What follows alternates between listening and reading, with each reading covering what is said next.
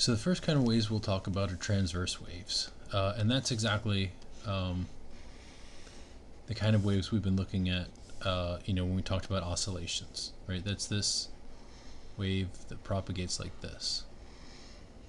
And the reason that we call it transverse is because the wave is oscillating, and here we can call this, say we call this the y direction, y of t, and then this will be time.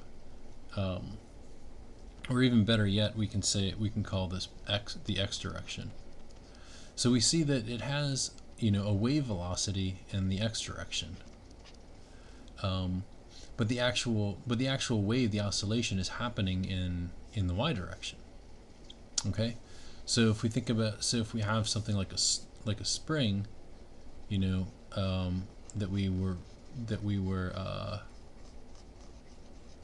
kind of pulling with our hand, it would look something like this, right? This would be, so the spring would be about the same throughout all these points, but it would be moving in a wave like this. You can imagine if like you hold one end of a slinky and your friend holds the other half, and you start moving one half up and down, it would look something like this. Okay, so this would be called a transverse wave.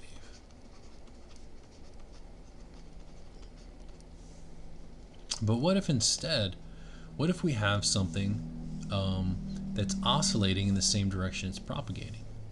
So now imagine the same thing, that you have a slinky. So you're standing here, your friend's standing here. So first, the transverse wave we would make by moving our hand up and down, right? And this is going to move the slinky up and down like this. Okay? But we can have another situation where we're here and our friend's here. And now we start moving toward them and away from them. So this is going to create a different kind of wave, right? For the most part, I mean, you can forget the fact that in reality there's going to be some sag here due to gravity. But let's say our friend and I are close enough together, and we have a really stiff slinky, so it's not sagging too much. But instead, I'm going to push my hand toward him and away from him. Well, now I'm going to get a wave that's going to be bunched up in some parts. It's going to be more spread out. It's going to get really bunched together again, more spread out. And then, but then we'll notice that like this bunch part, this bunch over here, is going to propagate so that later, I'll have a spread out part here, and the bunch will be over here, and then spread out.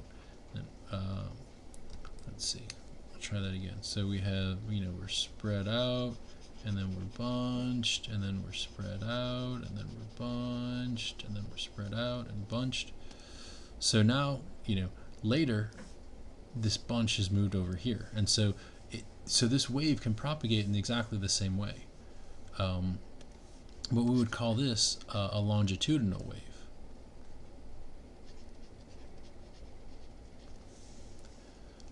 So these are the two main different types of waves.